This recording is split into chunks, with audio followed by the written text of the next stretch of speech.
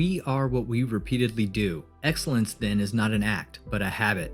Aristotle's words are sobering, and they serve as a timely reminder that success doesn't happen suddenly. Discipline, on the other hand, is what gets you from point A to the frequently elusive point B. In our daily lives, habits can be difficult to form since there are several distractions that might take us off the straight and narrow and right back to our old ways. To ease some of these issues, we can look at some studies published on motivation, discipline, and habit formation and break them down into manageable actions that any aspiring habit builder can implement. Today, I'm talking about 5 scientific ways on how to build habits that stick. Let's get into it. Welcome to Success for Breakfast, where I'm serving up brain food made simple. Hit that subscribe button to get daily videos created to give you the tools to level up and love your life. Leave a comment and let me know that you have subscribed because I'm going to go in and make sure I reply to as many of you as I can when you do. The first way to build good habits that stick is to make micro quotas and macro goals. Abstract thinking was discovered to be an essential step in helping with discipline in a fascinating study on motivation. After all, dreaming big is very great advice in the most fundamental sense.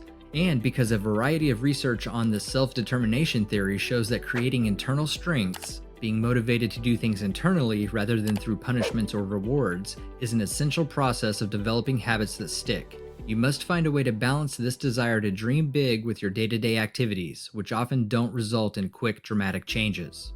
The solution is to establish what I define as micro quotas and macro goals. Your goals should be the big picture items that you hope to achieve eventually, but your quotas should be the minimal amount of work that you must complete every day to make the bigger goal a reality. Quotas make each day more manageable, and your goals become more attainable as a result. If you are trying to write a novel, for example, the end goal, or macro goal, is obviously the finished book, but your micro quota could be to write 10 pages a day. If you stick to your daily micro quota, the book will get finished faster and with less stress than if you were just concentrating on the overwhelming task of writing a whole book. The second scientific way to build habits that stick is to create behavior chains. Creating sticky habits is significantly easier when we use our current routines rather than fighting them.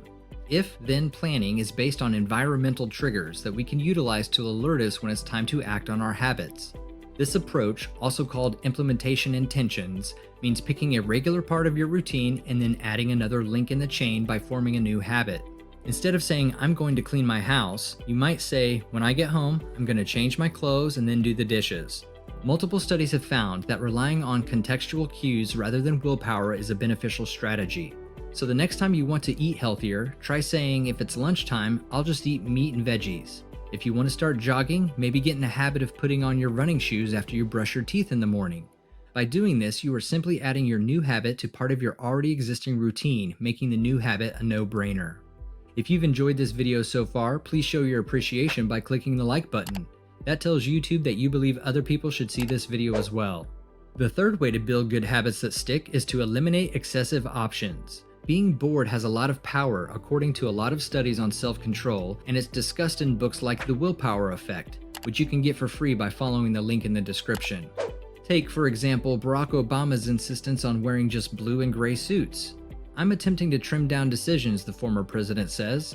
"I don't want to make too many choices about what I'm going to eat or wear because I have a lot of other things to think about." The president's belief is strongly supported by research. In a study on self-control, Kathleen Voss and her colleagues discovered that making repeated decisions depleted the mental energy of their subjects, even if those choices were routine and reasonably pleasurable. According to the Harvard Business Review, the greatest way to sustain long-term discipline is to identify the areas of your life that you deem ordinary and then routinize those aspects as much as possible. In a nutshell, make fewer decisions. The steps you take must eventually impact your environment and routine if you want to see long-term change. Stop buying snacks if you want to stop munching. There's no willpower required with that. Or prepare a fairly similar lunch every day of the week and harness the power of routine to get the important tasks completed each day. Number 4 on our list today of scientific ways to build good habits that stick is to process, plan, but don't fantasize. When many people fantasize about developing a new habit, they never clearly explain why they want the change to happen. It may seem to be a minor thing, yet it plays a significant part in maintaining our drive over time. Excessive daydreaming about results, according to a variety of studies, can be particularly damaging to the stickiness of any behavior. The error, according to this UCLA study, lies in what we visualize. Researchers discovered that participants who engaged in visualizations that included the process of what needed to be done to achieve the goal, like fantasizing about learning another language and visualizing themselves practicing every day after work, were more likely than their peers to stay consistent than those that just visualized themselves speaking French on a trip to Paris. The visualization method was successful for two reasons. First, the planning. Visualizing the process assisted in focusing attention on the stages required to achieve the goal, not just the end goal. And second, the emotion. Visualizing the specific steps resulted in less worry and more focus. When you are fantasizing or visualizing, make sure you are visualizing the process of how to reach the goal, not just the goal itself. If you want to learn more about visualizing or having an abundance mindset, I have a video that goes in depth with 5 easy ways to develop an abundance mindset popping up on the card right now. You should really check it out. I'll also leave a link in the description. Topping our list today of 5 scientific ways to build habits that stick is to eliminate the screw it's. Because new habits are typically quite fragile, we must eliminate every source of friction that may lead us astray. These are the screw it times when you find yourself exclaiming, "Screw this, it's not worth the effort." The what the hell effect, a more scientific explanation for this phenomenon, explains why we are so inclined to abandon ship with a new habit after the first slip up. Basically, when one little thing goes slightly wrong, you say, "What the hell, this isn't worth it." So what's the solution? Examine your habit to see where things start to go wrong. When I sat down to figure out why I wasn't going to the gym, I realized my closet was in another room. That meant going out into the cold to put on my clothes in the morning. It was easier just to stay in bed. So I folded my clothes and got my shoes the night before after realizing this. When I woke up the next morning, I'd roll over to find my gym clothes on the floor. What was the end result? My gym attendance increased by more than 300%. You can incorporate an if-then scenario once you've identified the perpetrator.